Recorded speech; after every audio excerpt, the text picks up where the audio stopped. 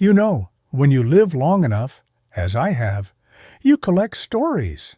Some are filled with joy, some with pain, and many with lessons you never expected to learn. Now, sitting here in my late 70s, I often find myself thinking back, not just to the good times, but to the missteps, the wrong turns, the moments I wish I had handled differently. Life has a funny way of teaching you, not always with loud warnings, but with gentle whispers you only truly hear years later. When I was younger, I thought mistakes were things to be ashamed of, things to hide or fix quickly before anyone noticed. But as time passed, I came to realize that mistakes are some of life's greatest teachers. They humble you, soften you, and, if you're willing to listen, they shape you into someone wiser than you ever thought you could be. I've made my fair share of them, some small, some that weighed on me for years, some that cost me opportunities, and others that cost me precious moments with people I loved. And yet, even in those missteps, I found growth, because every mistake carried a lesson that eventually made me a better man. Today, I want to share a few of those mistakes with you. Not to dwell on regret, I have made peace with my journey, but in hopes that my reflections might offer you something. Perhaps you'll recognize a piece of your own story. Perhaps my stumbles might help you walk your own path a little lighter, a little wiser. So, pull up a chair, settle in, and let me take you back through some of the biggest mistakes I made, and the lessons that, thankfully, still found their way to me. As I sit here and think back, one of the mistakes that weighs heaviest on my heart, even after all these years, is how often I put work ahead of the people who mattered most. In my younger days, work felt like everything. It was how I measured my worth as a man, as a husband, as a father. Providing for my family was my responsibility, and I took that duty seriously. I wanted to give my children the best, a safe home, good schools, opportunities I never had, and I wanted my wife to feel secure, to know she never had to worry. But somewhere along the way, the line between providing and overworking blurred. Late nights at the office became routine. Business trips ate up weekends. My calendar was always full. Meetings, deadlines, conferences, calls. And each time I missed a dinner, a school play, or a quiet evening at home, I told myself, I'm doing this for them. At the time, it made sense. I believed that if I just worked a little harder now, we'd have more freedom later. That once I reached the next promotion, the next bonus, the next financial goal, then I'd have time to slow down and enjoy my family. But life doesn't always wait for us to catch up. Children grow quickly. I blinked, and my kids went from holding my hand to holding car keys. Birthdays, school concerts, first heartbreaks, many of those moments happened while I sat behind a desk or in hotel rooms far from home. And my wife, God bless her patience, carried far more than her share. She smiled through my absences, ran the household, comforted the kids, and waited for the day I would finally have more time. But time is a tricky thing. The years I thought I was buying never came exactly as I imagined. Now, as an old man, I see clearly what I couldn't see then. What my family needed most was not a bigger house or nicer vacations. They needed me, my presence, my attention, my laughter around the dinner table, my arms around them when life felt heavy. Looking back, I realized that the career milestones I chased so fiercely have faded into distant memories. The titles, the bonuses, they don't comfort me in the quiet hours. But the missed moments with my children, the stories I wasn't there to hear, the tears I didn't wipe away, the simple bedtime stories I didn't read, those linger. I've made peace with my past. My children, now grown, have been kind and forgiving. We've built strong relationships in these later years, and for that I'm deeply grateful. But if I could sit across from that younger version of myself, I would say, "Son, your children only get one childhood. Don't trade their fleeting years for meetings that won't matter a decade from now. Careers can wait, deadlines will pass, but your family, they're here, right now, needing your love far more than your overtime hours." If I've learned anything from that mistake, it's this: success is not measured by promotions or paychecks, but by the memories you create with the people you love. And those memories, once made, will stay with you far longer than any business deal ever could.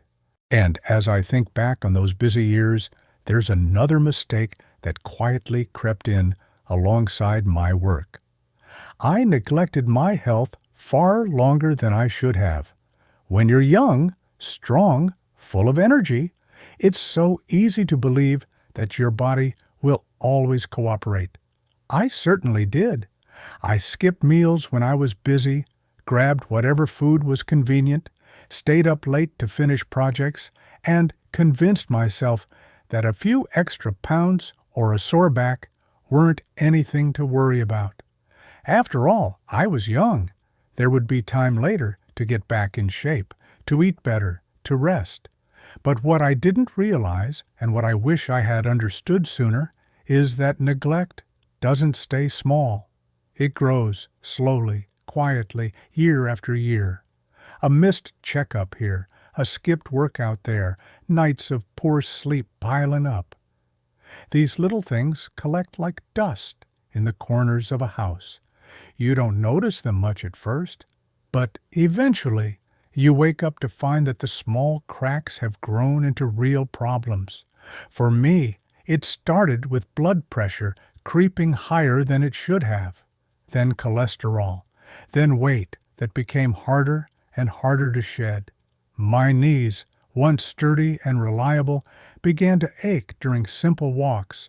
Sleep grew restless. Energy that used to feel endless now came in short bursts, often requiring naps just to make it through the afternoon. I remember the day my doctor finally sat me down, not as a scare tactic, but as a man concerned for my future. He gently told me that I had been drawing from my body's well for years without replenishing it, and now the well was running low. The hardest part wasn't hearing about medications or lifestyle changes. The hardest part was realizing how much better I could have felt all along, had I only started caring sooner. I had spent so many years pushing my health to the bottom of the list, always promising myself I'd make time after this project or once things settled down. But things rarely settle down the way we imagine. Now, in my late 70s, I do what I can to maintain what's left. Daily walks, healthier meals, better sleep habits. But I live with the reality that some damage can't be fully undone. And that's a heavy truth to carry. If I could speak to my younger self, I would say, your body is not invincible. Care for it while it's strong, so it can carry you when you're old. Exercise gently but regularly. Eat food that nourishes you, not just fills you. Make rest a priority, not a reward. And never delay a doctor's visit because you're too busy. Because no amount of success, no accomplishment, no sum of money can replace the simple gift of waking up each morning feeling strong and well.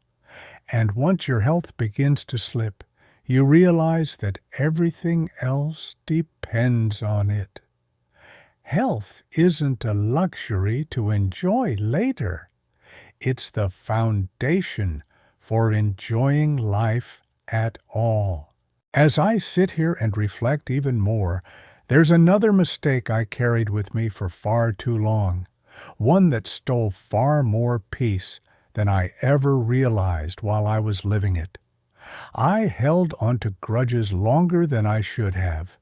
You see, when you're younger, pride feels important. You tell yourself that when someone wrongs you, you have every right to hold on to that hurt, to keep your distance, to wait for apologies that may never come. And at the time, it feels justified. You convince yourself you're protecting your dignity, standing your ground, teaching a lesson. I did that more times than I'd like to admit. Disagreements with friends that festered, misunderstandings with siblings that turned into years of silence, words spoken in anger that neither side could quite take back. Small offenses grew larger as time passed, and what could have been healed with a simple conversation instead became walls that neither side was brave enough to climb. At first, you don't notice the weight of those grudges. You keep busy, work, family, responsibilities, and push the uncomfortable feelings aside. But as the years go on, that bitterness settles deep inside, like a slow poison. And one day, you wake up and realize how many precious years you've lost to silence, to pride, to pain that could have been eased so much sooner. What makes it worse is how fragile time truly is. I lost the chance to mend certain relationships because I waited too long. People I loved grew older, and some left this world before we could share those long overdue words. I'm sorry.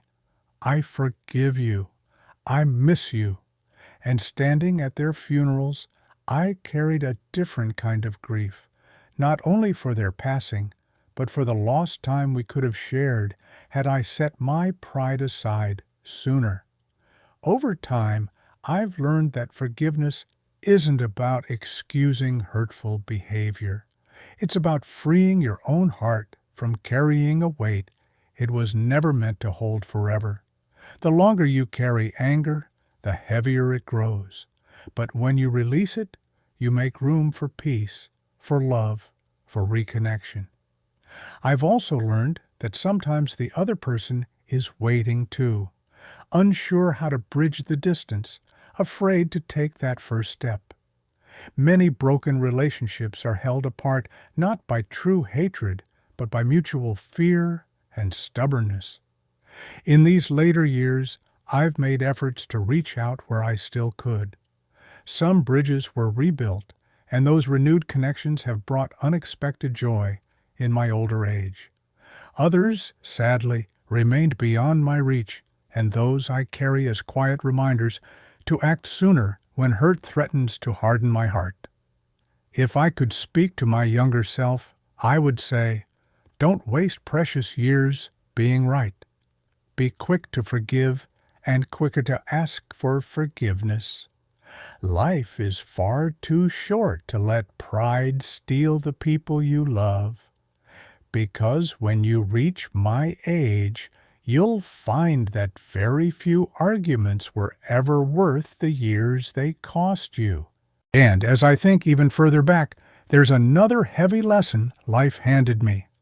I spent far too many years chasing the approval of others. In my younger days, I cared deeply, perhaps too deeply, about how people saw me. I wanted to be respected at work, admired by my peers, thought of as a good man by neighbors, family, even strangers who barely knew me. Every decision, every accomplishment, every purchase carried a quiet voice in my head whispering, "What will people think?" I bought things I didn't really need because they looked impressive. I said yes to commitments I didn't want, just to avoid disappointing others. I worked longer hours, not always because I needed to, but because I wanted to be seen as hardworking, reliable, successful. And if I'm honest, there were moments I chose not to speak my true thoughts or feelings out of fear they wouldn't be accepted, that I might offend someone, or worse, lose their approval. I played it safe even when my heart quietly disagreed. The strange thing is, when you live that way long enough, you don't even realize how much of your life is shaped by the invisible expectations of others. You start making choices not for yourself or your family, but for an imagined audience that's always watching, always judging. But here's what time eventually taught me. Most people aren't paying nearly as much attention to you as you think they are. They're busy with their own lives, their own worries, their own struggles. The approval I sought so earnestly often went unnoticed or unspoken, and many of the people whose opinions I once feared the most drifted from my life anyway, their judgments no longer relevant. As the years passed, I came to realize that true peace comes not from being admired, but from being authentic, from living a life aligned with your own values, not the shifting standards of others. I found that the people who truly loved me, my wife, my children, my closest friends, valued me for who I was, not for the image I tried to maintain. They didn't care about my job title, my car, or the house we lived in. They cared about my presence, my kindness, my honesty. If I could sit across from my younger self, I would gently say, "Don't give so much power to the opinions of others. They are fleeting, fragile things. Live your life in a way that makes you proud when you look in the mirror, not because others approve, but because your own heart is at peace.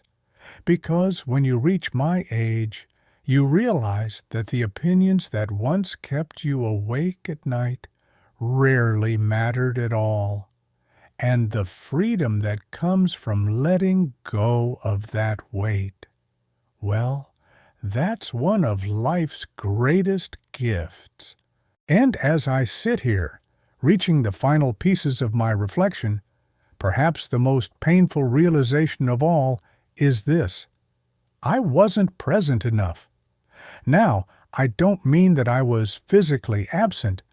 I was there most of the time, sitting at the dinner table, attending the school plays, being home on the weekends, but far too often, while my body was there, my mind was somewhere else entirely. I was thinking about work deadlines, planning for future expenses, replaying past conversations in my head, worrying about things that hadn't even happened yet, always somewhere in yesterday or tomorrow, but rarely fully inside the moment that was happening right in front of me. Looking back now, I see so many moments I let slip through my fingers, not because I wasn't present in body, but because I wasn't present in spirit. I remember my daughter, as a little girl, tugging at my sleeve while I read through papers on the kitchen table.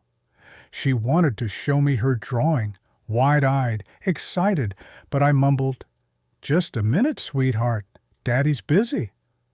I meant to look at it after I finished, but by the time I finally did, her excitement had passed. The moment was gone. I remember sitting with my wife on quiet evenings, both of us in the same room, yet miles apart in thought. I was answering work emails or mentally planning the next week, while she quietly sipped her tea, waiting for a conversation that never fully came.